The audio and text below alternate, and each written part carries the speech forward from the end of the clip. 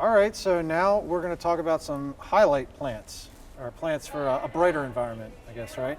Right. Yeah, and these are great plants. So a lot of these might spend the summer outside by the pool, Okay. and then can bring them in into the absolutely latest place possible in your house. Sometimes you have to sort of acclimate them that way a little bit, because we talked a little bit about like double pane windows might cut out 60% of the light that comes in there and just spread it out so the plant doesn't actually get it. So keep an eye on these. They're definitely going to want southwest facing light most of the time. Okay. Most of these are going to want 12 hours of light most of the time, so you might have to get a grow light or something in the wintertime to keep them happy when we get the real short days. Well, what are the options with grow lights? You can do a couple of different things. I mean, if you're growing a lot of plants, you could get fluorescent fixtures and put even LED or grow lights in those, and keep them relatively close to the plants, especially if you're growing or propagating the plants is a good way to do it. But you can also take an old lamp and put it, take the incandescent bulb out, or whatever we have in there these days, and put in a grow light, something that has the spectrum for plants to grow in. Like a full spectrum, or exactly. And they sell specific ones like that. You can pick those up probably for pretty cheap, I would imagine. Yeah, they're not bad. I have a sideboard in my dining room that's flat, and I put plants on there a lot of times, and I've just taken both the light fixtures that are in there and just put in grow lights in those, and it seems to be enough. Like in a pocket light. Yeah. And like I think they're called pocket lights, right? Yeah, I know what you mean. I'm trying to think of what they are, but I know what you mean. The little cans that you put the bulbs in, right? Yeah, just has cans. That's it. Yeah, I think that's it. All right. Well, what is this one? All right, so the one I have right here, this is ficus. This is the burgundy bush. So we always call this rubber plant. So it's a rubber tree. Yep, so this is rubber tree. This one happens to be the burgundy. There are some that are variegated that have green with some white variegation on them, and then also the green rubber trees. So these are also relatively easy. They don't take a lot of water, because they hold an awful lot of them in the stems and the leaves. And like the euphorbias we were talking about, they do have a latex, but it's a rubber tree. So that's basically where that comes from, are plants in this family. That give us rubber for tires and all the other things we use in everyday life. So that's pretty cool. A lot of different varieties of those. And you can start off small. You see we got just a little guy here. Yep. And you can get something like that, and then eventually it'll get probably pretty big. And this is one of those plants. So I started here many years ago when houseplants were a big fad the last time. And rubber trees were inexpensive, easy to grow. But since then they've done a lot more with breeding, with tissue culture, and just have created a lot of nicer varieties. So you got a lot more the genetics options. is a lot better. Yeah, and they hold up a lot better too. Yeah, very pretty plant. They stay pretty a lot longer. Okay. Yeah, we got this big tall one here. Yeah, I like this guy. This is a spindle palm, and a lot of the palms, majesty palm, spindle palm, Chinese fan palm, a lot of those will do great outside. Again, they might be outside by the pool in the summer, then you bring them on inside. Well, you had mentioned acclimating. Like when you bring it in at the end of the year, do you acclimate it with the light? Like bring it inside a couple days, put it back outside? Or I don't do that as much as if it was in full sun, I'll pull it in an area maybe that has part shade, and then bring it in a little bit more in part shade. Okay. Because what usually happens with most people, me included, is October 29th, and it's going to be 29 degrees. Yeah, and that's when it comes in. So yeah, we know that. So you really, ideally, you want to bring it in when the weather's kind of the inside and out. Maybe you have some 70, 60 degree weather. That's a great time to bring it in. Okay. But acclimate it to that temperature, and also acclimate to the light. And then, once you bring it inside. Now, on the opposite end, so you have this and you want to take it outside. You don't want to take this outside and put it right into full sun that day, because it could burn it up. So you want to do the same thing. Acclimate it, same as when you and I go out in the sun. I've got to be pretty careful that I don't burn my lovely skin. So just be careful. You come out of winter, you're not, you don't have a suntan yet at all. You just got to do it a little bit at a time. Yep. Get yourself used to it. Don't watch yourself. Anyway, so do watch that with these, with anything they're going to take and put back outside in full sun, especially. Right. Okay. All right. These ones are really interesting. These are cool. These are Crotons. We have so many names we call them in-house, but there's a lot of different varieties. The Petra is probably the one that most people are familiar with. Which one is that? I think it's actually one that you have down on the floor there. We do have a couple more on the floor. Yeah, that's probably the most, whatever. And there are just all sorts of other ones. A lot of times we buy these assorted, so you might get 4 or 5 different ones of say the 6-inch in a case. So that's kind of fun because we can see which ones do best.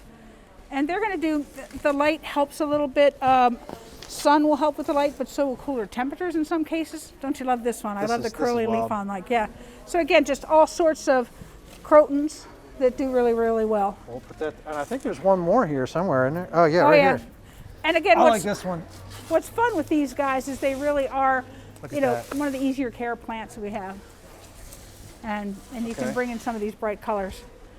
And Yeah, people will they use these certainly in are full colorful. sun out by the pool and then bring them inside. So we probably sell more of these in the summer than we do in houseplants the rest of the year. But it is one of our more popular plants. Well, they are beautiful. Yep. Okay, well, I'll get a couple of these out of the way. Uh-oh. I gotta watch that cactus. Let's get that, let's get that cactus I out can of the see, way yeah, I so think it's that's not- probably a good idea. Yeah. Let me hand this to you. And our other big Croton, this one's called Mammy. I should That's- remember all these. I think this one and the yellow spotted one are my favorites. Yeah, and they're just they're just very cool. We'll keep that one up here. So yeah, we'll talk about this guy. So this is one of the Cereus Peruvianus. This is going to grow like that, keep going, and getting these little segments as they go. They're just fun. Again, it's a great plant. I grew this I had a house that had a lot of light. I mean, it faced south, and even though it had trees in the summertime, a lot of it still came through. And this did beautifully. I mean, it just, and we went back to decorating with plants. You know, you have maybe a Southwest theme, or you have a more modern house, Sure. and you get a nice architectural planner for this. Yeah. They're wonderful. They're just Yeah. great. It's really pretty. So we'll get a flower on it at some point? Yeah, they will. Some will get a flower in the top. Okay. A lot of the different ones will get flowers. And again, the smaller succulents are also great to use for full sun for a lot of them. And you could put those in probably with this. Maybe two, maybe? No, that's a great idea. Yeah, and we don't Put some talk about succulents that down enough. at the It's bottom just, and- yeah, do some mixed pots with these things. Have some fun with it. We do a lot of little succulent gardens, but we kind of forget about it once we go bigger. But that's a great way to go. Okay. All right, well, we'll get this one out of the way before it hurts us or any other plants. All right. That's very good. So next up, I know these are favorites. So in Europe, bromeliads are their top selling potted plant. Okay. And what's great Really? so what's great about this plant is this is going to stay like this for many months of the year. This size or this color or? The color with the bloom and everything. And then eventually it'll send out a little pup. And it'll send out a little plant here, much like aloe or something does. Uh-huh. And you would cut that pup off, start it in a fresh pot. And then if you want to get it to bloom, one of the ways you can do it from home is to take an apple, cut it in a couple of pieces, put it in this with a plastic bag over it. And the gas? Exactly. Is it ethylene gas? Exactly right. That makes it do, wow. Yeah, and you do the same thing with your pineapple tops. You go and get a fresh pineapple from the store, cut the top off. You can start. They're also a bromeliad like these are. Okay. I see that there's water down inside here. It reminds me of something I saw on TV where frogs would lay their eggs in here, like in the rainforest. That's what that is? Every once in a while, So- we'll get plants in that we use a lot more than we do now, but that would have tree frogs. And Really? sometimes, like the actual flower is there in the center, so you can see that. Yeah, I can see the purple blue. There's purple flowers starting to open up there. Or getting ready to. And in nature, these are like the Phalaenopsis orchids we talked about a little bit ago, in that they're epiphytic. So they really only need enough soil here just to hold them down into the pot. They would naturally grow up in trees again and get most of their light from that. They're not parasitic, so they're not attaching themselves to the tree and taking nutrients out. They're just holding themselves there and collecting the nutrients from the surrounding They're just along for the ride. environment. Exactly right. Okay. All right. I recognize this one. My grandmother had one of these. Very good. This one's called Antherium. A lot of different varieties of these, and they've gotten a lot better. This comes free with, or no, whatever. Yeah, Those are bonuses. we call 'em. that's right. So I love this plant because we talked a little bit ago about BC Wolverton and the NASA studies with plants. And this Anthurium, he just listed item after item after item that this took out of the air. So you probably don't remember this, it's probably before your time, but we had something called sick building syndrome for a while. Back in the 70s, we were very concerned about energy conservation. So we really locked up a lot of houses, a lot of office buildings, took out windows, and just didn't have that flow through ventilation. That my high school is actually built that way. Okay. I went to high school. It's kind of more of that, I think, kind of construction, that theory. Yeah, and one of the things they found that helped clear that sick building syndrome out was pulling plants back inside so they could sort of filter out some of those toxins and just make for easier breathing for everybody. Okay, that's very pretty. Does this come in other colors? I think my grandmother had one that was white. Yeah, they have them in white, red, pink, coral, Okay. sort of in that color area. And they bloom for a nice long time. Yeah. And we were talking a little bit just between us about the spathiphyllum, the war and peace jars, where we would take the peace lily take all the soil off and put it in like one of those glass ginger jars and just grow it in water and put like a fish on the bottom there. Yeah. So we did that with these too, and we had great fun. They really did well in that same kind of environment.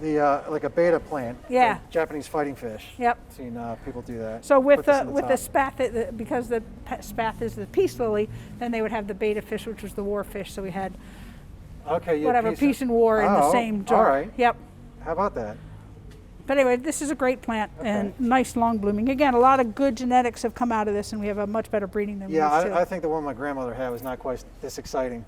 And if you've ever been to Hawaii, which I have not, you're going to see anthuriums with the great big, huge flowers. Oh, cool. So they're not going to do as well inside. I mean, huge, yeah. Wow. So you'll see those, but this is a little bit better for our homes. Okay. And our home culture. Okay. Well, how about this one?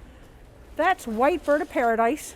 Back in the days of them all, this was a great plant to plant because it would get tall. It wouldn't take a lot of care. It does eventually get a white bird of paradise flower on it compared to the regular bird of the Strelitzia, which has the purple and orange bird on it.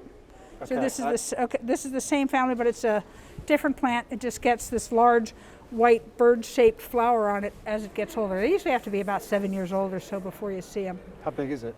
You know, the bloom can probably about this big and that long, but the plant itself will get much larger too. I mean, this will get 15 feet high or so. If you let it, I guess. Yeah. And again, you used to see it in hotel lobbies and in a lot of the malls and everything, because it was a good plant for that. Didn't need a tremendous amount of care, but it was big and architectural and just made a statement. That's very nice. Yep. Okay, well, I'll get this one out of the way. It's a little tall. So I like. This guy. So Is he next related up, anyway to the one that we just talked about? No, this is Cordyline. So this is related probably most closely to a lot of the Dracaenas. But this is a great plant. It will handle sun. It'll handle some shade. There are some colors that are bright red. There are a lot of others like variegated. There's a kiwi that has sort of pink and yellow and all this in it. And they color up a little bit more with cooler temperatures, believe it or not. So if you're down in Florida looking at these, you're going to see more color in the wintertime than you would in the summertime. There's a lot of plants work like that. I've noticed like the winter cabbages, like cabbages and kales and stuff. Exactly. Once that cold weather starts to happen, that's when they really brighten up. So I don't understand the science of all that, but it happens, and it's all good fun. That's right. That's right. All right. Well, I'm gonna keep on going down the line here. All right. Hey, I like doing all the work. This is okay. So next up, I think we'll have this ponytail palm, and this is a great plant too. They'll also call it elephant foot palm. So when this foot does get bigger, and that holds all the moisture in it, so it acts Inside like a here. succulent does, yeah. Okay. And then it sends up the palmy thing. So, where they're growing these, they'll do like stump varieties of it, where they'll cut this back and allow it to get bigger on the bottom and have the foliage come lower. But you also get great big 6-7 foot palms that you can get, and they have that same look. With the same bulb down at the bottom. And again, this is a plant that does well inside in sun. This was just cut here, and then Right. and everything came out from there. And then it branches out. That's really pretty. It is neat. It's sharp. I mean, I know when I've worked with these, well, that was not too bad. Never mind. Sometimes it's like yucca, where they have the real sharp leaves that come out of it, but that's not bad at all. Some of these plants, you just got to be kind of careful about where you put them because your eyes. Yeah. We have, like you're saying, Dracaena. We have Dracaena spikes that we work with at the nursery a lot, and you always have to be careful with your eyes. Exactly. Found that out. We tell every customer that comes through, watch your eyes. Exactly. All right. All right. Well, I like that one a lot. Yeah, I really like that, and I love those tall. I wish I had the place for it, because it really is a beautiful plant. Ponytail. Ponytail palm, yep, or elephant foot palm, you might call it too. It looks a lot like an elephant foot. Uh-huh. You That's can just neat. sort of imagine it. Yeah. So a lot of these other, I'll let you pull over the Schefflera. This is, This one here. yep, this takes me back to the 70s again, when plants were all big. This was a huge plant. They had a big problem with spider mites. So again, this is something they worked on genetically, so that the newer varieties are much more resistant to mites inside. And mites seem to happen when you have dry air and the plant's under stress for whatever reason.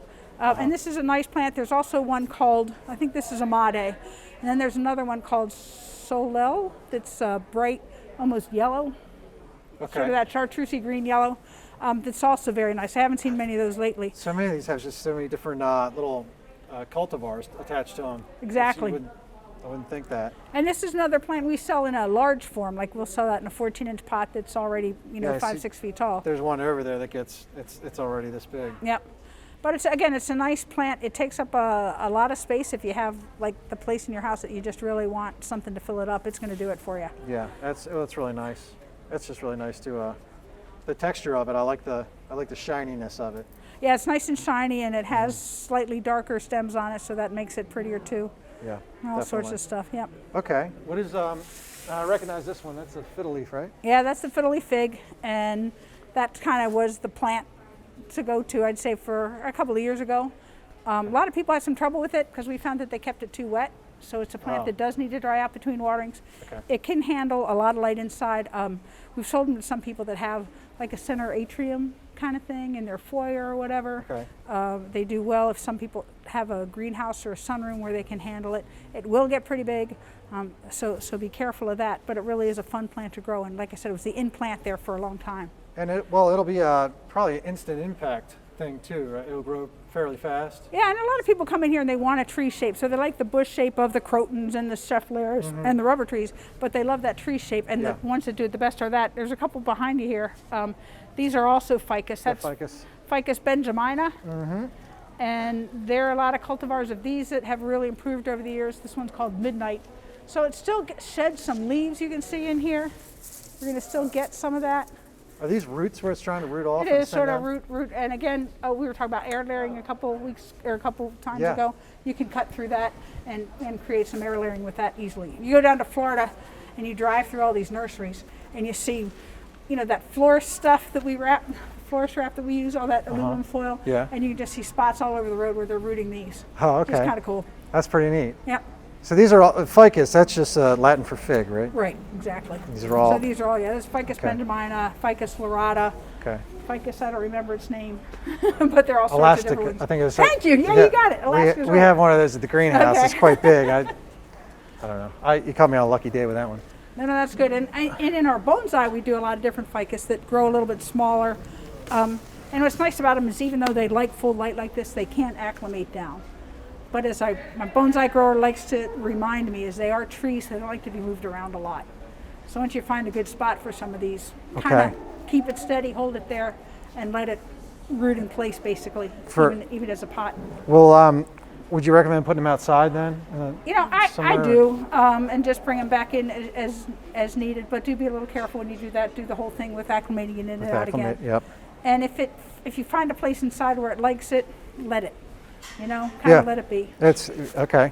Sometimes, you know, the smallest adjustment too seems like can make a big difference. Yeah, absolutely. And this is something you can handle with some turning. The Ficus benjamina, especially, drafts and things are hard on that. Okay. This is I think these and the rubber trees are a little more forgiving. A little more resilient. Yep. Okay. We got a couple more down here. Okay. This is an olive. I recognize that one. We've had a lot of people looking for these, and these Mediterranean fruits are almost always going to like as much light as possible, full sun. You think about where they grow in nature. Sure. And these are going to like it hot, they're going to like it dry. So they don't need all the humidity that some of the other plants do, or not nearly as much. This is a variety I understand that's self-pollinating. Right. So if you're going to get an olive tree, definitely look out for that. Definitely look out for that. See where they're coming from. We source them out of Florida and out of California. We have been able to get some that they say are hardy to zone 7. We have not found that to be true yet. Yeah. But you know, we keep trying, and we'll give them a shot to see how we can go with them. Okay. Well, sort of while we're on like the fruiting tree thing, we also have a citrus tree down here. And they really are nice. The easier ones to grow up here tend to be the sour fruits, so we do a lot better with the kumquats and the lemons and the limes. I love the Meyer lemons because they're just big, sweet, beautiful lemons. And even at my house, I got good production out of those and the key limes. And I've seen yours at your nursery, and they're incredible. It's loaded with fruit right now. Yeah. That's what I want to do. I want to do a little talk about citrus in a little more detail, probably coming up. And maybe take one of these guys home with me. There you go. All right. Show how to pot up. Okay. Well, that I think it covers everything we got here so far. So that's just a little bit some examples of plants that like a lot of light in the home. That's right. Yep. And again, a lot of these will acclimate go inside and out.